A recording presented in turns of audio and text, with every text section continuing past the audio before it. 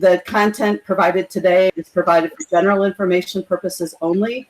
It is not to be considered legal, financial, or health advice. Please consult with your legal, financial, healthcare, or other services providers before taking action based on this information. This morning in our community spotlight, we have Dee Childers, and Dee is going to be providing us information and education around POST. And just to give you a little bit of information about Dee, as she mentioned, she is the chair for the Community Education for Learn. She's also vice president and one of the founding folks with Learn. And as Dee mentioned, she is the founder and very actively on a day-to-day basis involved in Life Changes Elder Care Consulting. So I'm going to turn it over to Dee to give our community spotlight. And when she's finished, we'll move into our professional education. Good morning again, everyone. As Advanced Healthcare Directive Month, there's one of the components that we had not had covered, and that was the POST, which is a physician's order for sustaining treatment. This is the only document that is recognized by emergency service personnel as a do not resuscitate order. Next slide. So it's a standardized form that allows people to identify and express their wishes in an emergency situation. It does have to be completed with their physician or a physician. Sometimes they're done in the hospital to have one on file. It is typically only done for people who have an incurable disease, something that's irreversible, and an illness and or advancement in years. So it's very unusual for a doctor to agree to do a POST for a patient if they don't have one of those situations. So typically you're not going to find somebody in their 40s with a POST. They're going to have one of those prior qualifying conditions before a doctor is going to do that, because most of us should want to be resuscitated if we stop breathing and our hearts stop working. So the physician has to do this and go and have conversation with the patient in person and go over each of the sections we're going to talk about in just a second. I do have a little bit of a lisp this morning. And so this is primarily the document for emergency service personnel, paramedics, and emergency room personnel. Next slide, please.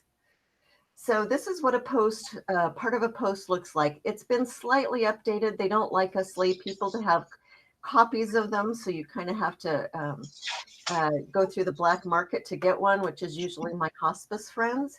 But basically, this is what the top of a POST looks like. There's multiple sections we're going to look at. Section A is the critical one. Do you want your heart restarted, attempted to be restarted, and breaths to be restarted if you stop breathing and your heart stops beating?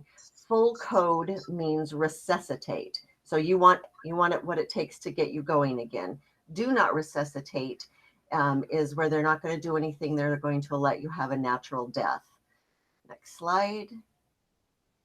Section C or B is also a bit about how much a treatment do they want to help them get back to a steady state where they were before. So they can choose just comfort measures, keep me comfortable, use whatever it takes to just make sure that I have a pleasant transfer to the hospital, and then they will move forward at the hospital with whatever usually the healthcare power of attorney has on file, or their wishes that have been shared with them by the person.